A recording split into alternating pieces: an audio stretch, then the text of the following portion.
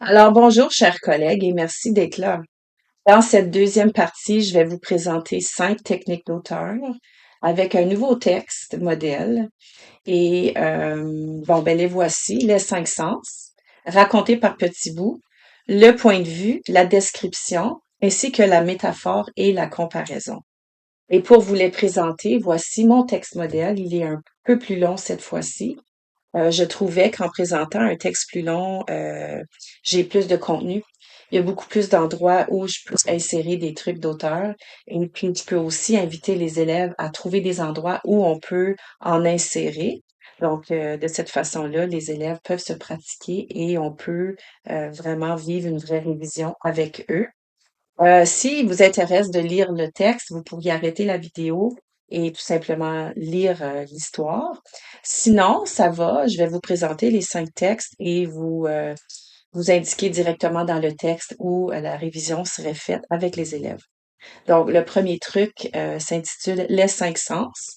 On sait que dès un jeune âge, nos élèves aiment parler des 5 sens et puis lorsqu'on lit des albums jeunesse, il y a beaucoup d'exemples où l'auteur va vraiment, son but, c'est vraiment que le lecteur ressente ce qui se passe dans l'histoire, que le lecteur puisse vraiment visualiser, puisse même sentir, entendre, etc. Donc, il faut vraiment enseigner beaucoup les adjectifs et les mots qui viennent chercher les sens.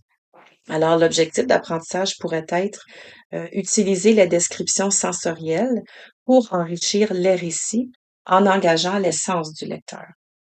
Alors, voici le texte avec les exemples que j'ai pu trouver où l'auteur, Max, nous décrit que les fleurs sauvages sont multicolores. Donc, on va aller expliquer aux enfants qu'on peut se l'imaginer, hein, on voit toutes sortes de couleurs. L'auteur parle d'un parfum envoûtant.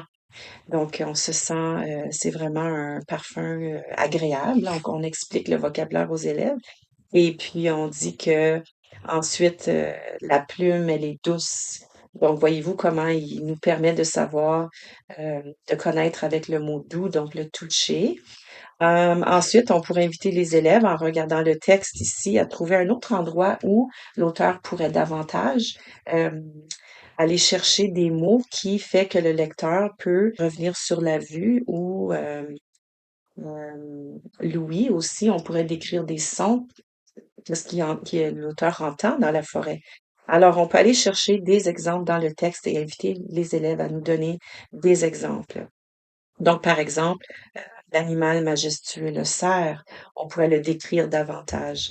Ou la lumière mystérieuse qui brille, on pourrait la décrire davantage. Donc, on pourrait mieux s'imaginer de quelle manière elle brille. Elle est éblouissante. Donc, l'auteur doit plisser les yeux. Je vous invite à essayer cette stratégie avec vos élèves.